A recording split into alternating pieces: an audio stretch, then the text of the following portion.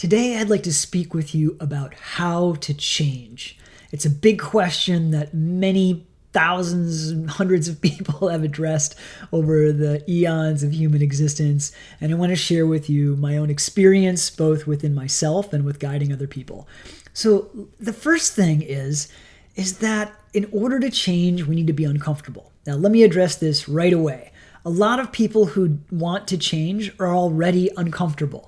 And so part of the paradox is that we need to get uncomfortable in the right kind of ways that'll help us get out of the discomfort we don't want to be in, right?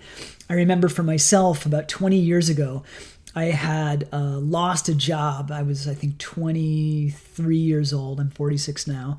And I lived in Bend, Oregon, worked for this organization serving young people. And the company closed. I was stoked. I went on a climbing trip for 3 weeks and I got super depressed.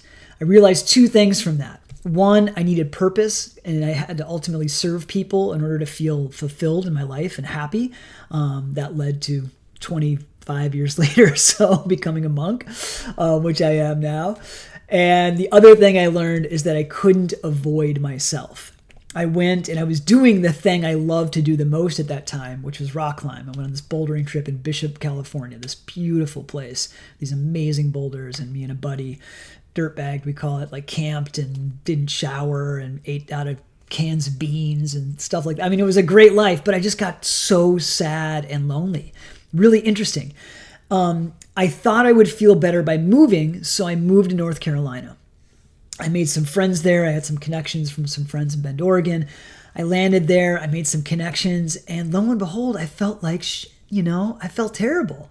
I brought the depression with me. I started with another organization and I was kind of more fulfilled and happy. And I realized that I really enjoyed this work. But lo and behold, I created the same kinds of unfulfilling situations, unfulfilling relationships, and unfulfilled experience of myself at this other geographic place.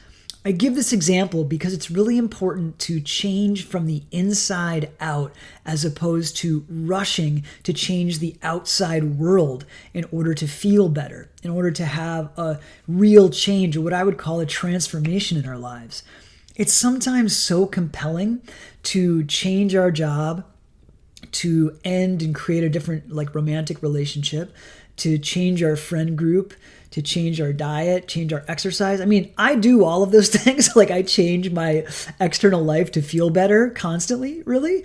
And I'm always optimizing my routine and my lifestyle to feel the best that I can and the healthiest and the most vibrant. So not to say that you shouldn't, but especially if you're struggling, look inside at least as much as you're looking outside on how to shift your life. Now, it's challenging in some ways because it's not the inside of us isn't tactile, so to speak, right? Emotions, while they are commodities, are not physical in nature, so they're a little bit more amorphous. That's why it's so important, I think, to find a really skilled mentor or therapist or someone that can give you some guidance into navigating your inner world. Friends go a long way, community goes a long way, but ultimately having someone whose role it is to guide you in navigating what you want for yourself in your life from the inside out will make a huge difference. And again, here's my experience and yes, how I see the world. Our results that we have in our life, meaning the quality of our relationships, our experience of our jobs or the roles that we're in, our experience of spirituality or God or source or whatever you might call that if you experience that. Any experience that we have in our external world is all an expression of how we are inside of ourselves. So if we can resist the temptation to fix and change on the outside and not make that, yes, attend to it, but not make it the major focus of our awareness, you will find profound results and quickly, especially the more that you internally transform, the more rapid, the more heart that you put into it, the more that you will see your relationships change. Now, here's the catch.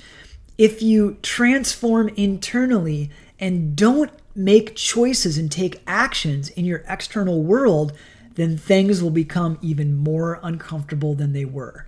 Or you will retreat into the old way of being that had you struggling, suffering, be limited, not get what you want, all those things. One of those two things can happen.